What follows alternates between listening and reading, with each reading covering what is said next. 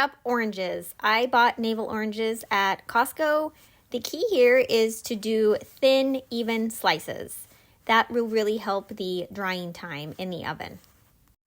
You could use a knife. I have also seen people use a mandolin slicer, and that does create beautiful, nearly perfect orange slices. But this is an imperfect garland. It's natural, and the imperfections make it even prettier, in my opinion. I took the orange slices and put them in between 2 paper towels. The key here that I found is to really blot them as dry as possible. So you want to absorb as much moisture from the oranges as possible. So I do each slice several times. As you can see, I did it on the paper towel. I flipped them over, I patted them again, and then I also did the kitchen like a tea towel just to get as much liquid out of there as possible because that will help with the drying time. From there, I put down a piece of parchment paper and laid them out on the cookie sheet, making sure that they don't touch. You want to preheat your oven to the lowest setting possible, which is usually 185. You can also do 200 and 225. I went with 185 for this first round. From there, you stick them in the oven and check them every 90 minutes. I researched the length of time that it would take for the oranges to fully dry. I wanted to make sure that they were 100% dry throughout each slice so that I could reuse them again and they wouldn't get moldy for next year. Every oven is going to be different, so it does vary quite a bit. I saw some people who recommended it would take 3.5 to 5 hours. The general range was like 3.5 to 6 hours. Mine took 8 hours. So it was a full day that the oven was on at 185, and I would check them every 90 minutes. And then near the end, I would check them maybe every 30 to 45 minutes, the last 2 or 3 times, just to make sure they didn't get too dry. To create a garland, I used fishing line and a sewing needle, and I just poked a hole at the top of each slice and then looped the fishing line around and went back through that hole so that the orange slice would stay in that one spot on the fishing line. I then added an orange slice, every 6 to 8 inches. So at the end, I had a garland that was evenly spaced with slices. To hang the garland, I used command hooks, and I used about 4 of them and placed them evenly across the area that I wanted to hang the garland.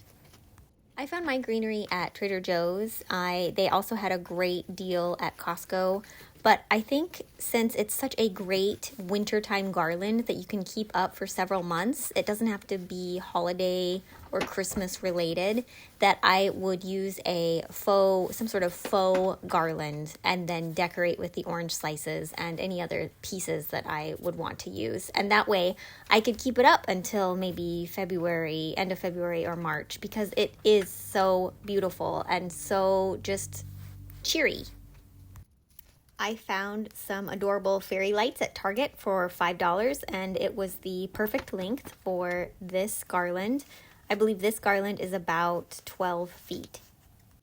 Next up, the oranges. I layered the oranges on top of the lights, and it was really easy to do. You just sort of do what feels right, and because the oranges are evenly spaced on the fishing line, it was really easy to make it look so adorable. I'm happy with how the garland turned out. I like their traditional look. I like the greenery and the oranges together with the twinkly lights. It's really pretty, but I want something that is more me. These are something I have in my stash. They were a gift from my friend Joy, and they're just these cute little woodland, natural looking birds. And they have these cute little clips, and there's only 4 of them. And so I think just adding these might be the perfect touch. So let's try it out.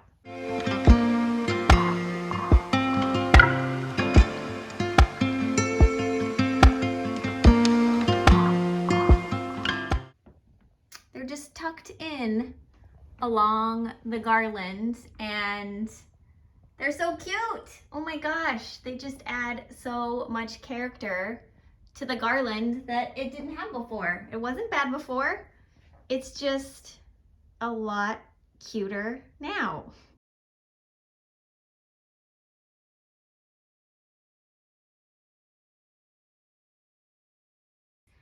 totally me. The garland is now personalized and I'm just so excited about it.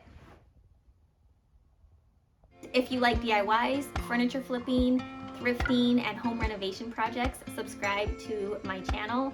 I would love to see you again. So until next time, happy DIYing.